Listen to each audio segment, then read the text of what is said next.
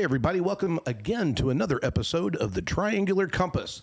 This is our Grunt-Style Foundation podcast where we're exploring all sorts of alternative healing modalities while rejecting the status quo of the big pharma and the pill factory of the VA. My name is Will Wisner. I'm the executive director here at the Grunt-Style Foundation. And joining me today is my friend, Mr. Will White. And Will is the co-founder with his wife Galia over at Camp Hope, which is located just a little ways south of St. Louis, Missouri. He's doing some incredible work, and we're going to learn all about his version of what alternative healing looks like. So welcome to our show today, Will. How are you doing, man? Thanks for having me. Yeah, man. It's been good to get to know you. Yep. I've been out to see your site here about a month ago, I guess now. And I tell you, Will, I have been around the old nonprofit space a lot of years now, and I've seen organizations spring up that are rooted in the same origin story that your family has, which is really building onto the legacy of a loved one that fell in combat, which is the case with your son Christopher. And we want to talk about that a little more detail and learn about who Christopher was and how his legacy is being carried forward with your work. But most of those organizations tend to run out of gas before they really get started. And everything that I saw at Camp Hope is absolute top shelf, best quality, attention to detail. You have got this thing wired incredibly tight. Well done, man. Well, we just think a clean operation's a good operation. Well, I'll tell you what, you got one. And I think that's probably driven by your background. So everybody, Will is also a veteran, a full career military guy. Would you tell us a little bit about your service? And I think all those pieces of why his stuff is so tight will become evident. Well, I joined the military when I was 18 years old, right out of school. So I did that for 12 years, active duty. Then I figured out something, that if you do it as a civilian, they really can't tell you what to do like they could when you wore the uniform, and they paid you a little better. Yeah, so it's kind of like being a warrant officer. Correct. Exactly. Right. So I did another 32 years as a civilian. So Yeah, Lord. Yeah, you were in it. yeah, I lived in it for my whole adult life, basically. Yeah, was your civilian job kind of same arena as what you did in the military? That You know, believe it or not, it ended up that way. Used to do a lot of railheading back in the day when I wore the uniform. Yeah, I've done a lot of those. When I retired, I was taking care of all the Department of Defense rail cars. Yeah. So it sort of went full circle there for a while. It took quite a few years to get there. Yeah. Now, you when did you come into the military? 1978. So you were in a very interesting time. Very in the interesting. service. What was that like, being lower enlisted in the late 70s? It was actually it was a good time. I bet it was. A lot less crazy going on. Didn't have yellow PT belts, I take it? My first duty assignment was go to Panama. Yeah. I had a contract for that. And I went there for 2 years and ended up staying 4. Yeah, that's tried to enlist for it, and they said, "No, you got to go." Did your time? You're going. We need you stateside. So I came to Fort Bragg, was there about 4 months, and they sent me to Germany. Oh, man, well, they didn't need you in stateside very bad then, huh? 4 months long? No, they didn't need me very bad. Yeah, how'd you like Panama, man? I did a year down there in 94 and loved it. Oh, I absolutely loved it. I still like going back. Yeah. So, tell us about that a little bit. You got an interesting story there too. Yeah, it's we went back last year for 3 weeks, and it just blows my mind how things have grown in the years since I've been gone. And it's a very nice place to visit. It's a very nice, inexpensive place to visit. Yeah. Your dollar goes a real long ways there. You know, they use the good old American dollar. Yeah, they do, yeah. And I just seen last week, my brother-in-law sent me a photograph. We're back to doing jungle training in Panama. Yeah, and that was a big deal when I was down there, and then that kind of stopped. That fizzled out once we moved out of Panama, but now they're going back to Fort Sherman doing jungle training again. Well, good. I'm glad they are. They're doing that as we speak. Yeah. So, what is the state of the military installations that were down there now? What are they doing with those? Well, they were all given back to Panama. It was their property to begin with, and a lot of it was torn down.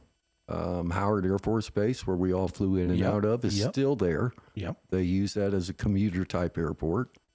And it's just, it has grown, changed. Some of the old barracks are still there. But it's interesting to see how things have changed and how positive the Really? change is. Yeah. What specifically you mean by the positive? Well, I mean, as far as the way the people have changed the environment that's there. They started small businesses and other things in Howard Air Force Base. Oh, that's good. Rodman, they tore down a lot of the military buildings that we had. Mm-hmm. And then some places got a little bit more crowded. The Old Canal Zone, Balboa Avenue, downtown, that's I'm not going to say changed for the better because it got more crowded. Oh, yeah. So there's a lot of people packed into that city. So once I can cross over that Bridge of Americas and get out in the country, then Yes. then that's where I like being. Yeah, I do too. I got shook down by the cops one time on the Bridge of America. Crossing over to the Rodman side is where I said. I've got some photos that, we got in some trouble on that bridge a few times too. Luckily, I just happened to have just enough cash between the four of us that were in the cab that we could That always settle helped. that. The more cash you had, the more it helped. Yes, it did. $20 to get you a long ways. Yes, it will. So now, when you left Bragg after being recalled back to the States and you went to Germany, what were you doing over there? I was with the 11th Armored Cavalry Regiment. Oh, right on. Yeah, Black Horse, right? Yeah. I was in a field artillery unit in a squadron full of tankers, and commander didn't even know he had artillery until one of them was on the deadline report. So, they didn't care about them damn artillery pieces. All they cared about was them tank shooting. Right. Because at that time, they were switching from the M60s to the M1s. Everybody wanted that new M1. I bet. So once them came, then we spent a lot of time away from home. Yeah. Did you spend some time up in the Fulda Gap, I guess, then you were I did. I wasn't in Fulda. I was in a little town called Bad Kissingen. I was in the second 11th ACR. Okay. Fulda was the first 11th. Okay. And then we had the third 11 at Bad Hersfeld, I'm wanting to say. Yeah. What was that like, soldiering when you're standing on the line against the Soviet hordes? It was kind of weird standing there because it was almost as close as me and you at times, depending where you were on the border. Yeah, and that's real deal stuff too, man. There was like discipline and a foe that could actually slug back. Yeah, it was interesting. And then the directions that they gave us. If somebody was trying to escape East Germany, they wanted us to get between them and the people that they were running from. And I'm like, ain't happening.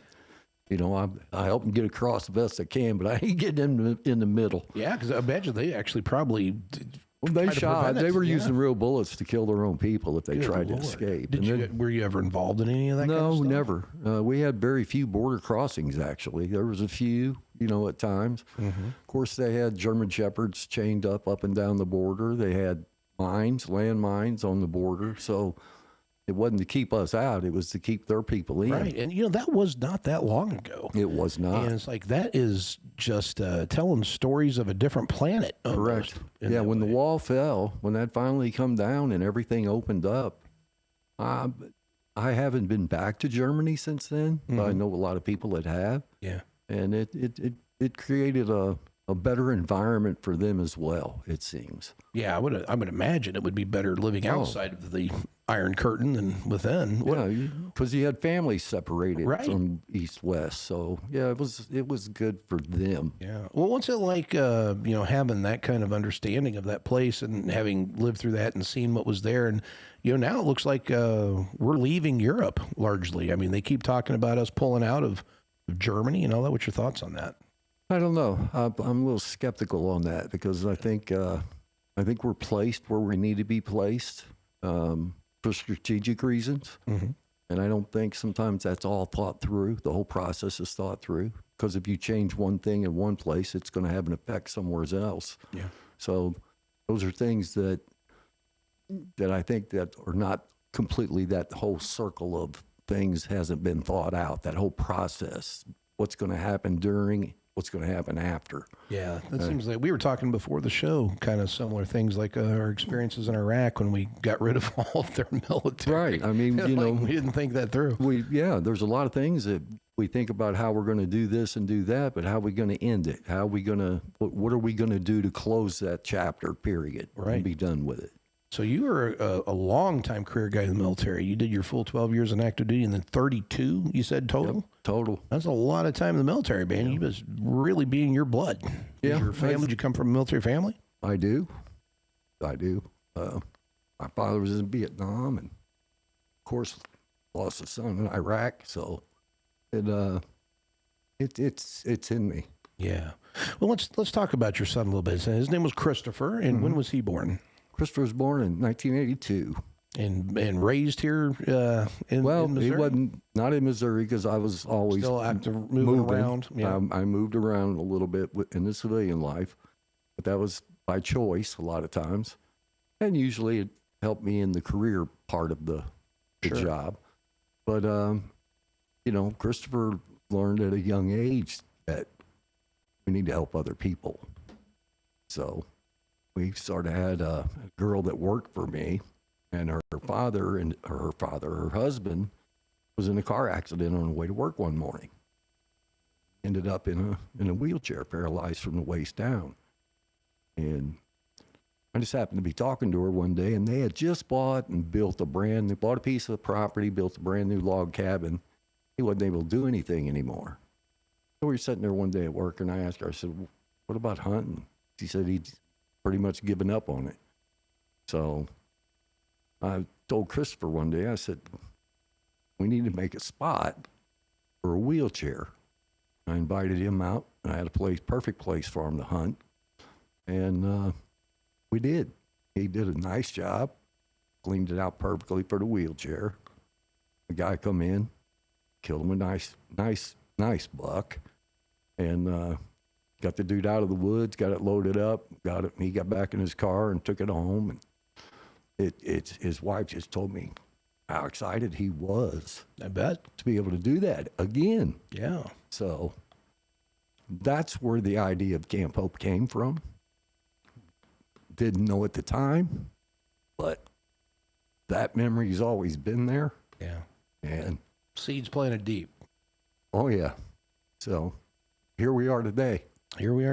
So yeah, tell me a little bit more about Christopher, if you don't mind. So he passed away in 2006. June 20th, 2006. In Iraq. IED. We lost some good Marines that day. Yeah. I just say it's the day they came. Yeah. It's about the only way to explain it. It's not a knock at a door you want. Right. So that was a little tough for everybody. Yeah. Sure. And being a military family, you're usually it's just you. Your days, you go here, you go there, but it's you and the people that are around you.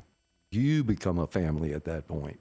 Right. And that's pretty much the way, we've been married 46 years. So, that's the way we've been for 46 years is we've pretty much been out on our own, doing our own thing. So we've just been a small family. When you lose part of that, it takes a big piece of you away. Yeah. How long after that event was it that you decided that you were going to honor that memory with Christopher with Camp Hope?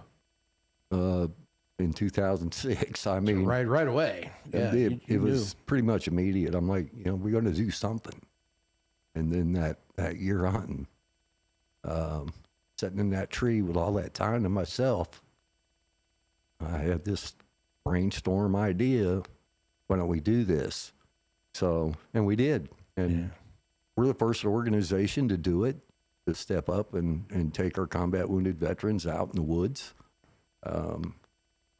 We wanted to teach them, number one, that they could still get out and enjoy Mother Nature with whatever injuries they have, no matter what. And we take them that way, no matter what. I know there's a lot of organizations out there now compared to when we started this in 2006. They don't quite do what we do. I mean, when I say we're second to none, we are second to none. I believe it. I've been to your facility. I have seen what you have built, and just on the mobility issue alone, we have been involved in trying to help coordinate and connect veterans that are disabled and needing wheelchairs, but they're wanting to get outside and do things. There used to be this program with the Independence Fund, and they would provide those types of tracked wheelchairs. They're like little tanks almost going around. You have several of those things. We have 4 of them. Yeah. And we get them out and we use them. So we put them to good use. If they tear one up, we can always have one to rotate back out, which that happens frequently. But, it's we got guys that need them. I had a young Marine, a VA, come down, and we had a weekend ordeal that we did all weekend with the VA. And one of the young guys had his dog with him, and he wanted to try that chair out. So he took off. He went across over in front of the big garage. He headed on down. He was going back the trail towards the archery range. And he rode. The lady come got me, and it was getting dusk. She was a little concerned about him, and she come got me, and she said, I think you need to go check on him. And I said, no, I don't think I need to check on him. I think he'll be all right. I think he'll be back here, before dark. And she kept insisting that maybe I ought to go check. So I was going to get on a 4-wheeler, ride back there. And as soon as I got on the 4-wheeler, I looked and I seen the headlight from the track chair coming. Yeah. And when he got back, he was crying. And she was like pretty much hysterical. What's wrong? What happened? And he's like, once he got himself together, he's like, I never thought I'd be able to do that again. I mean, that's, that's important to people, especially those that want to get outside. And the Intrepid Fund did a pretty amazing task of getting these guys that really need the chairs. I think Bill O'Reilly started that fund, if I'm not mistaken. Really? Okay. I believe so. But yeah, that was a good deal. Matter of fact, we ended up, one of our hunters actually needed a chair. VA would not buy the chair for him because after they told him to order it, once they ordered it, it wasn't approved by the FDA. So they couldn't pay for it. So we started a fund. I did it on not a GoFundMe. They didn't have that at that time. Yeah. Just on Facebook. I told people that we need to collect some money to buy Dan a chair. Dan didn't have no legs, so he needed a chair. He had 2 twin boys, young, that were in the Boy Scouts. He needed a way to go out and do things. That's the kind of guy he was. I raised the money. I think it was $13,000 something per chair. Oh, wow. And raised the money in 2 days. Really? And that was for the first chair? That was for him, a personal chair. Right. That wasn't any one of ours. So you get 4 more that's come since then. Yeah, well, we had one. We raised the money for the second one. And then Dan's chair come along, and I was going to pay for that chair with the money that we received in the donation. And when the guy got there with the chair, he said, it's already paid for. Wow. I'm like, what? That feels good. And he said, no, the chair's paid for. The Intrepid Fund had covered it. Covered Dan's chair. That's amazing. So I went ahead and gave him the check and said, get us our second chair. Oh, fantastic. So it worked out good. Dan got a chair, and we got a chair too. So, well, I want to put this into context for everybody and kind of paint the picture about what we're talking about. So can you walk our listeners through just exactly what is at Camp Hope and what it is? Well, it's a place for our veterans to come, relax, do whatever they want to do while they're there. Usually we do hunts. We do turkey hunts, deer hunts. We do fishing trips. We did trips to Alaska. We've done a lot of different things. But the main thing it gives them time away from home. Mm-hmm.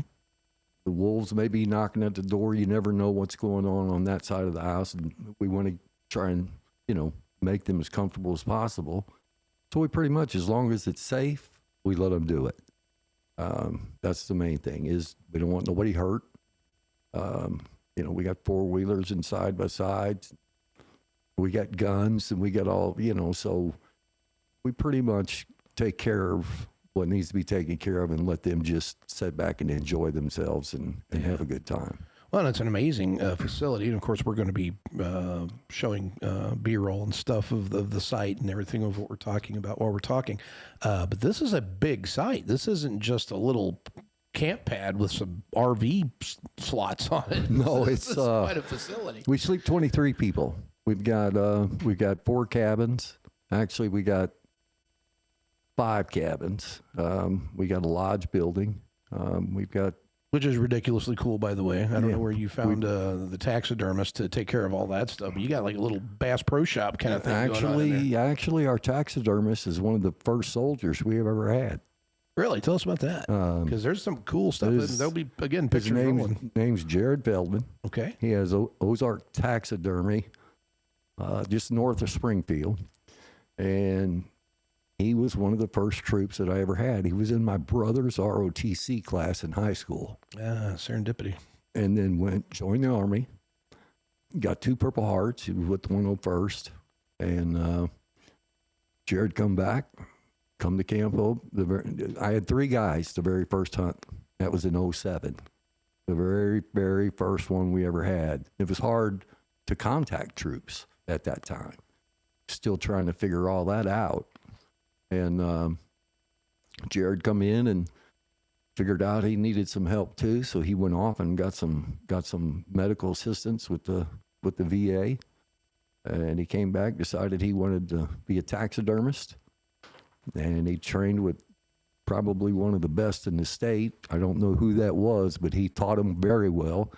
Now Jared wins blue ribbons first place every year.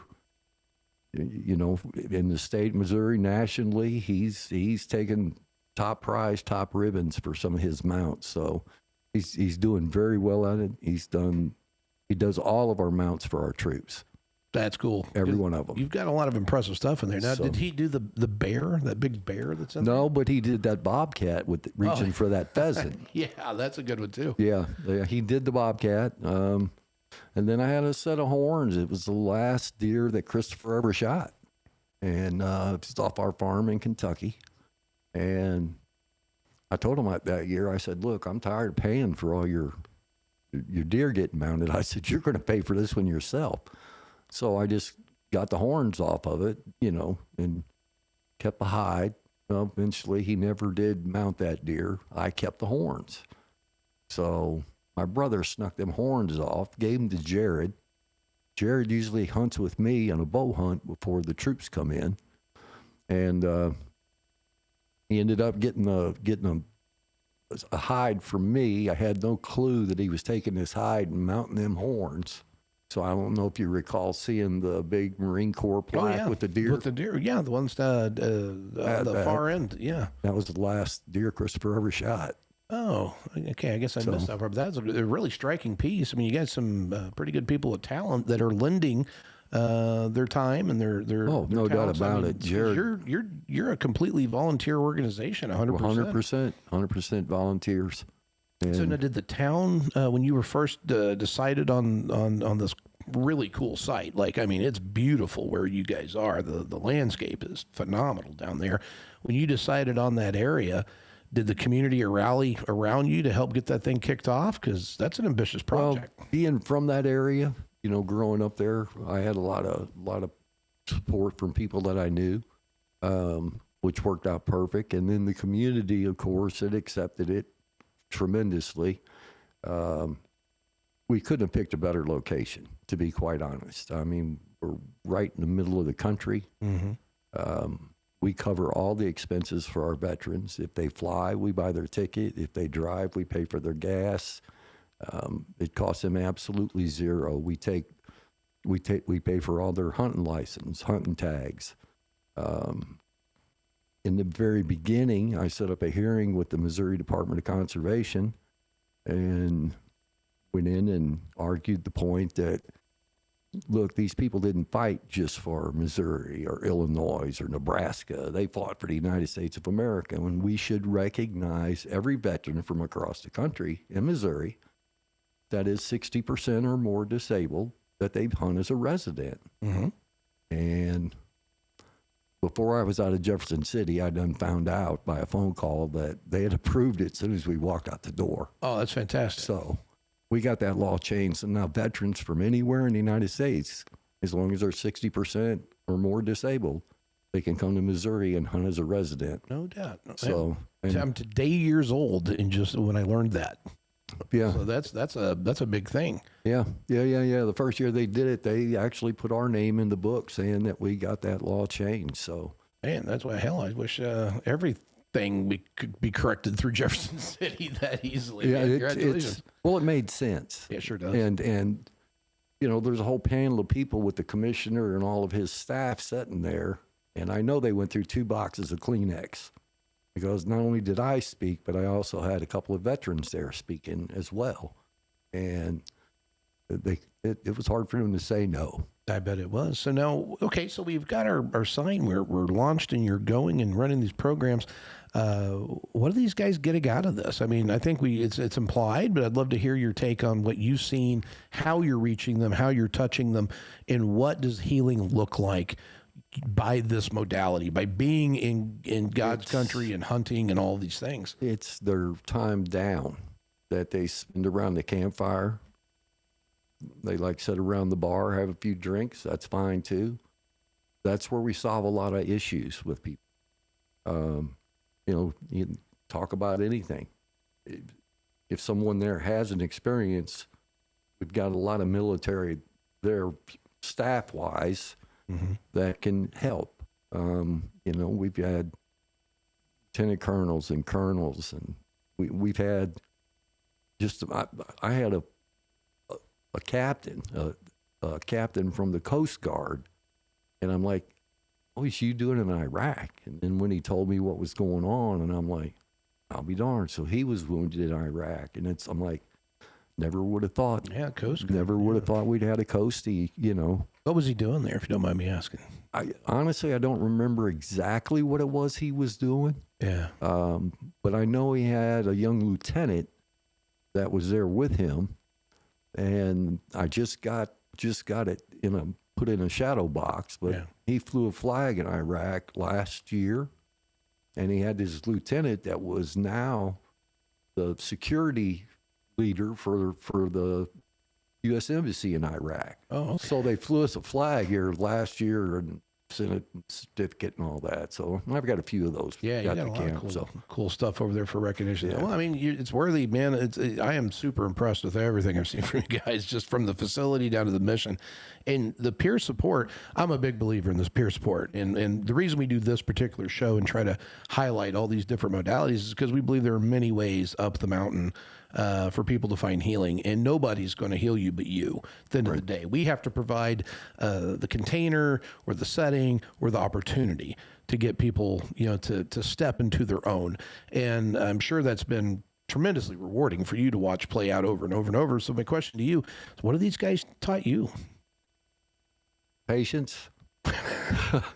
They're still using your shit, man. So it's really, they have. I mean, you know, I talk to them all prior to arrival, so I build some kind of rapport with them over that, because it's kind of hard to call somebody and tell you, look, I'm going to give you this free.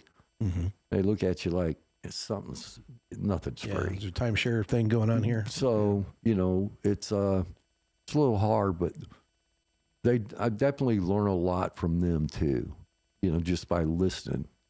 And I observe a lot. You know, I don't know. I sort of key in on the ones that I can see that are a little distant from everybody else, and then take a little time with them for try and see what we can do to maybe bring them out of their shell some. Is there a commonality thing that you found that seems to work in that instance? It depends. And, you know, being a military guy, you learn how to adapt and, you know, to each individual person. It's like when I call somebody on the phone and they tell me they're not interested, but their dad's calling me on another phone telling me they need this. Yeah. So, you know, I try not to aggravate them too much, but I sort of work my way in there. Once I can get a feel for how they like things, how they like to be talked to, or, you know, how they like to talk, I try to mix right in there with that. And it's no different than anything you would do with anybody that would be in your platoon. Right. You're going to do the same thing to try to help them along and make them progress too. So That's a hard skill set, man. and the other thing is that thinking a lot about how do we get this person out and make it successful. Like I just said, a guy that vision impaired, legally blind, he has to walk with a stick. Got him a deer. Boy, we having a hard time with a turkey. So it's got to be in the right location in order for him to be able to see it. Oh, so 'cause he's not like totally blind, he can still see. He's enough to got where he can very actually hunt? limited vision out of one eye. Okay. So is he using a scope, or how's he doing that? I put him with a turkey gun with a scope, a red dot scope on it. He was able to see the decoys. So I was we just didn't get the turkeys into the decoys. That's all. But we figured out a way. If it's in a green patch, like if it's in a food plot, then he can look in that green patch and he can figure out what animal's there. He can actually see it. So once we can get the scope on it and get him, he's on it then. He's pretty much there. So what other kind of activities are you doing? So we're hunting turkey and we're hunting deer, but you've got all the space. I know you guys do just a whole bunch of different things. And we do a lot of different things. I mean, we've had events with Gold Star moms. They'd come down, spend a week, and, they'd go around and do a lot of different things throughout the week, get beauty 5 days or whatever you want to call them, where they get their hair done, and the next day they're out floating the river getting it all messed up. So... there's a lot of different things that we do throughout the day. What's the river that's down there? You're in Black River's where we like to go, Westerville. Yeah, it's a pretty good sized river. Is that class 2 rapids on that thing? I don't know if they're class 2. It depends on how much rain you get, I guess. Yeah. I think they change with the rain. Yeah. So do you host float trips, it sounds like? I guess? Yeah, we did that with female veterans. We would take them on float trips. And since everybody's gotten older, we've been 20 years doing this. Right. So we've watched a lot of these young people grow up. Now they're married. Now they have children. So their time isn't like it used to be. Now they're busy with ball games and soccer and all the other things. So what I have found for me rewarding is some of the guys that have showed up and now the businesses that they've created, from gun building, just so many different things out there. And when I see them and I see how they're becoming successful at what they do, then I know, hey, we got them on the right track. We got them focused on what it is they need to do. And that's where I get that's payday for me. That's how I get paid. Or when the guy gives me a bullet that he's going to commit suicide with, says, I don't need this anymore. Well, we give them a purpose. We make them a hunting guide. We do something for them to where they can become involved, because everybody wants to give something back. Yeah, and that's heavy stuff, man. Somebody laying that kind of a big thing. I mean, I know it feels incredibly rewarding, but it's also got to be, whew, man, I'm dealing in some heavy work. How do you take care of yourself and your own mental health with that kind of work? I just try to keep my head straight. That's about all I can do. I've got so many stories from over the last 20 years, basically, of different things that have happened. And I'm like, I'll spend extra time. I'll call my wife and say, I'm going to be 2 weeks late. I got a guy coming in here that's suicidal. And this is where he wants to come spend some time. So I would stay 2 weeks with him, and, we talk about a lot of things. And now he's out moving yachts for people. He's a licensed yacht driver. He goes out and drives rich people around. Yeah. So, he does fine. So he still contacts me periodically and checks in, and he's doing fine. Yeah, I bet you could write a hell of a book on just wisdom you picked up with that kind of journey over 20 years. It's a lot. A lot of it is they had the guilt of this one individual in particular was supposed to be driving the day that my son and the other Marines were killed, and he didn't have no uniforms. They were dirty. He'd been outside the wire for 4 or 5 days, and so he swapped drivers with the young man that was driving that day. And he felt that it was his fault because they swapped driving. He figured, maybe it wouldn't have happened if I would have. It's hard to convey to them that it's not your fault. It was meant to be. This is just how things happen to work out. I mean, Christopher Spittoon later, same thing. He's the only Navy officer to ever lead Marines in combat. Wow. So, And both of those folks have come through. Oh, yeah. Are they? I'm assuming you've developed a pretty significant relationship with those guys, though. Yes. Yeah. The suicidal boy there was only two people he'd listen to, and that was me and one other soldier that we lost out of platoon, his dad. And his mom said, you guys are the only ones he'll listen to. Yeah, it's a different kind of family, So, yeah. you just got to try to keep your mind where it needs to be, but also try to put your feet in their boots the best you possibly can and figure out a common way of talking to them to where they understand, hey, it's not really your fault. It's a thing that happened. It's just bad timing. You can blame it on whatever you want, but quit blaming yourself. Yeah. That's the worst thing you can possibly do. We care about them, so I think that helps them understand a little bit about, well, if these people can forgive me, which we can blame them anyway, Right. but that's the way I'm sure that they see it, and then they put merit with what you have to say at that point. Oh, yeah, I'm sure it's relieving a lot of those inner monologue conversations Correct. that you have with yourself over and over again. Will, I've seen in this work, because we do very similar things. I've seen people come in and find these big experiences and find their healing in these unexpected ways. And they often tell me, I have wasted years sometimes, chasing some kind of peace, and all of the therapy and all of the pills and all of the other things seem to compound my issues. And it's just a little something simple, like listening to the drone of bees or Right. hunting or being just in nature.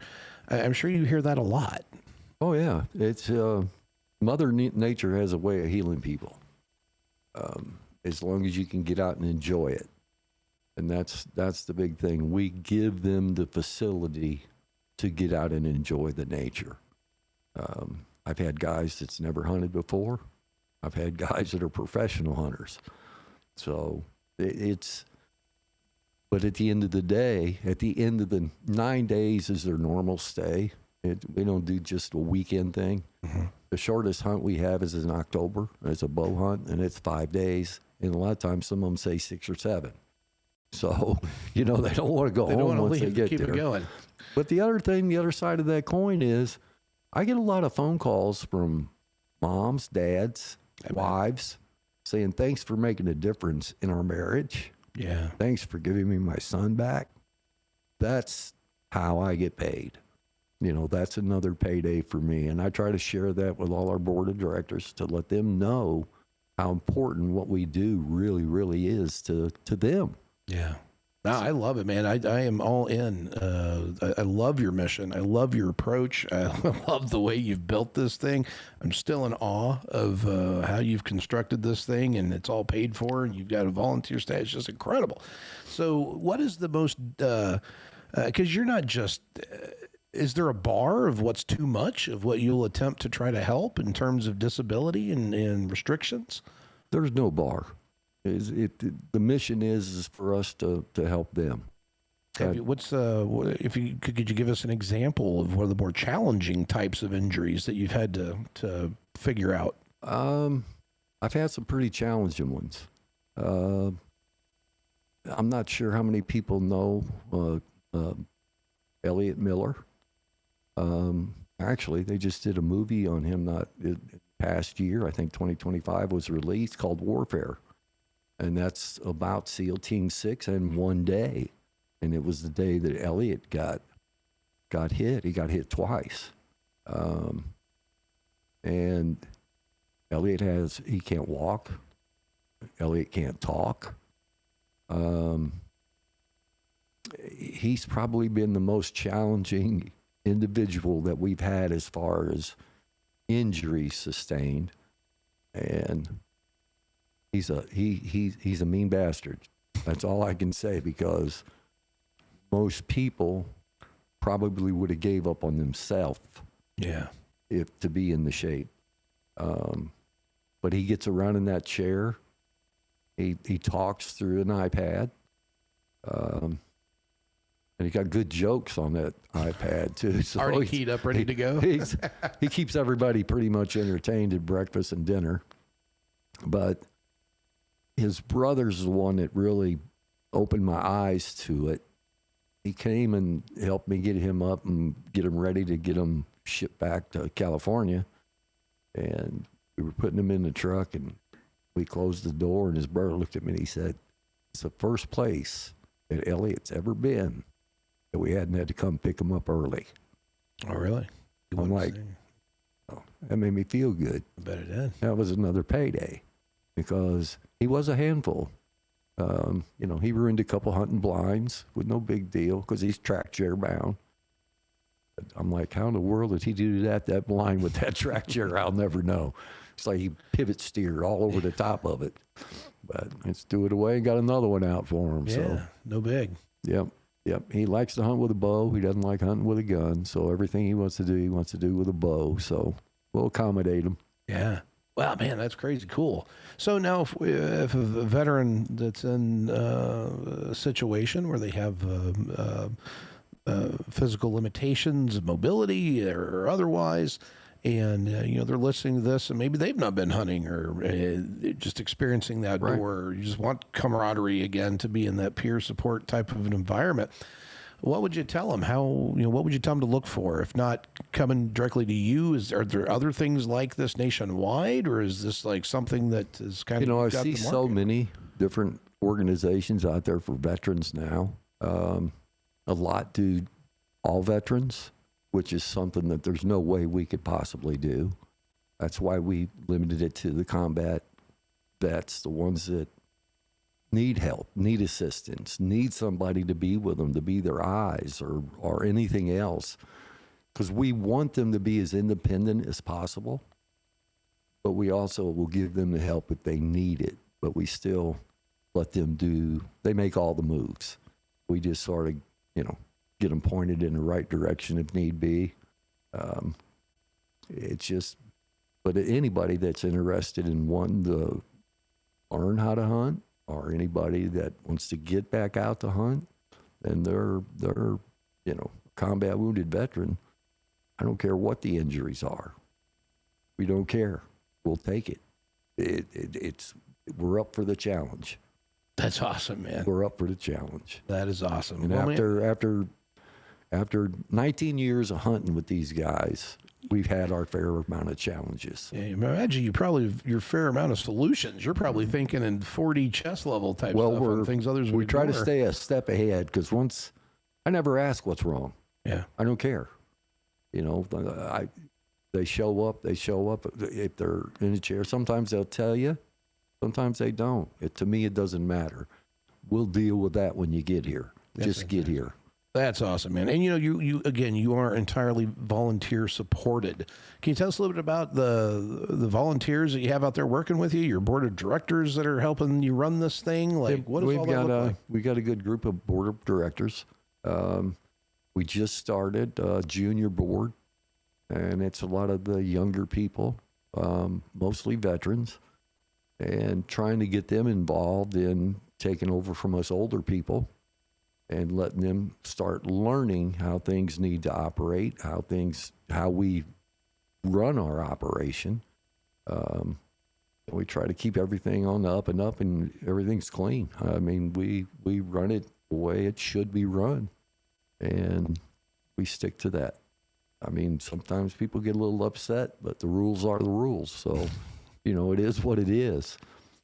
So Well, how can people find you online? Where do we want to send people to? And it's very simple. It's www.camphopeusa.org. there you go, camphopeusa.org. Right. Are you on social media? We are.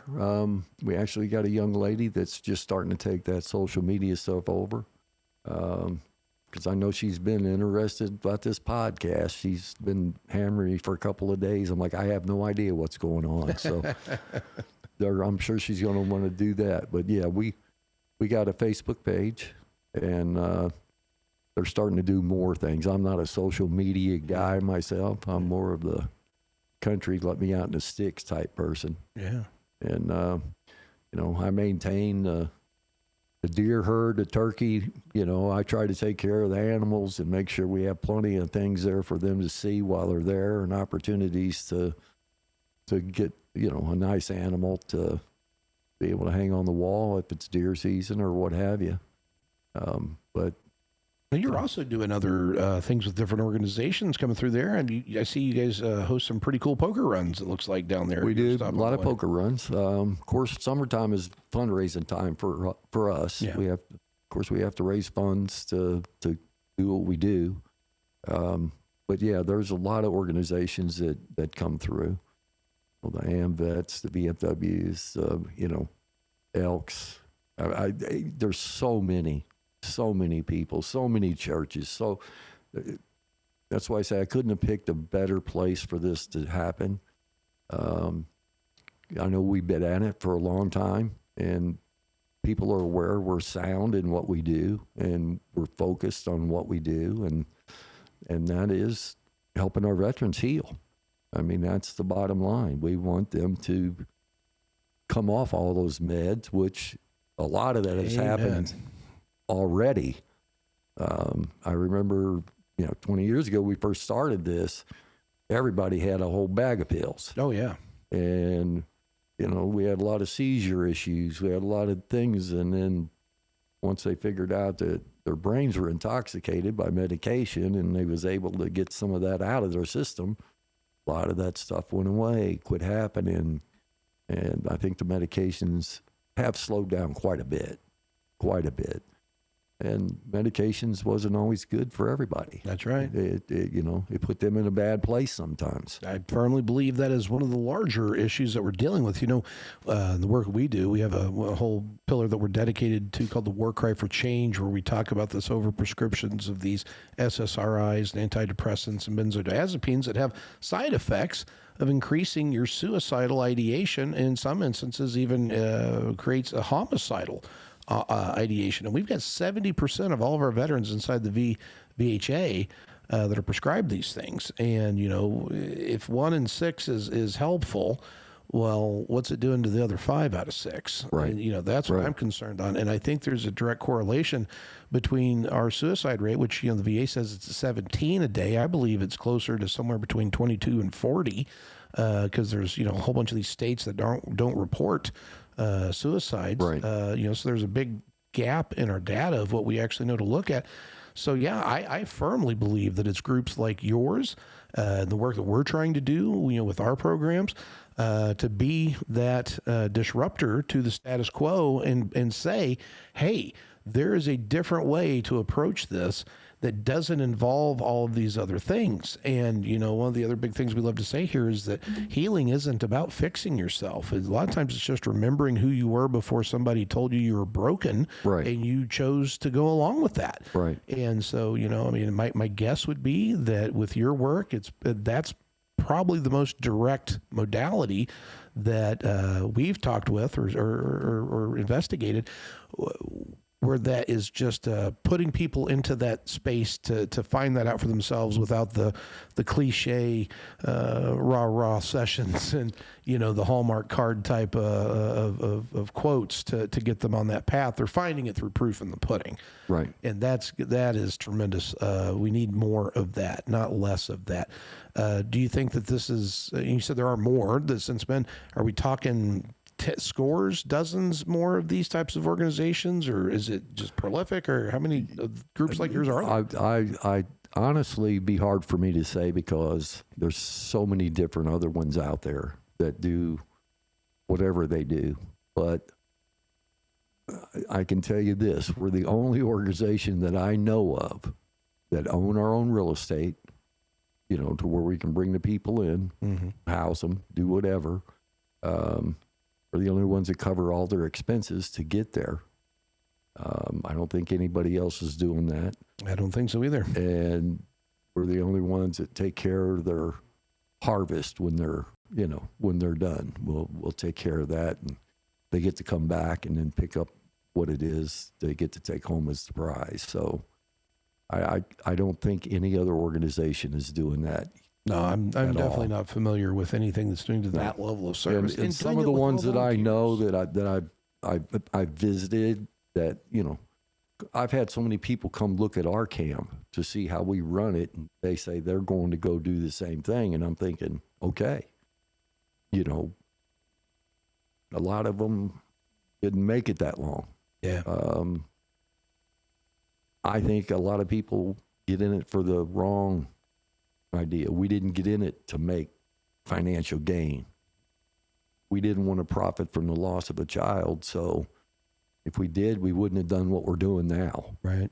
That simple. I mean, we took all that SGLI and we did where we're at today with it. So we wanted that to help other people.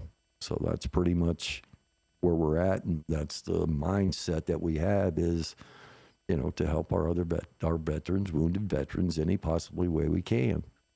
So as we wrap things up here, Will, for those that are home listening, if somebody's out there that is your target constituent that you're trying to reach to connect them to us, what do you want them to know? What do you want to say to them to get them active in taking the steps to make that connection? Pick up that laptop and look up camphopeusa.org.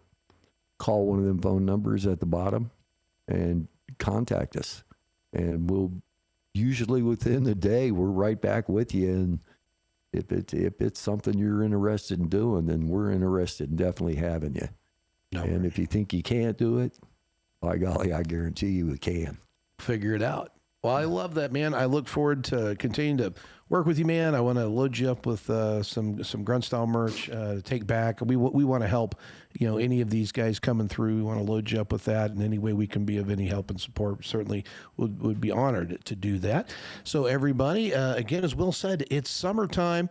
And that's fundraising season, and we've got some good work going on over here at Camp Hope. And we'd appreciate it if you'd take a stroll over to camphopeusa.org and click on the donate tab and throw some love their way to keep this incredible work going. One more time, Will White, everybody, and it's camphopeusa.org. So we will see you all again on another episode of The Triangular Compass. You can find us over at gruntstylefoundation.org. You can find us on YouTube at Gruntstyle Foundation, as well as most social media platforms, except for X, because some reason over there we're Gruntstyle FDN. But follow us and click subscribe, follow along, and we'll keep bringing you more cool stories of people like Will White, who's out doing God's work for our veterans. And you're the true epitome of the American spirit, my friend. And I'm glad to know you. So thanks for coming. Thanks for having us. All right, everybody. Until next time, I'm Will Wisner with the Gruntstyle Foundation. This is the Triangular Compass. So stay waxy, everybody. We'll see you next time. The Gruntstyle Foundation continues fighting for those who have served. Support our mission at gruntstylefoundation.org/donate. Stay strong, stay vigilant, and keep moving forward with purpose.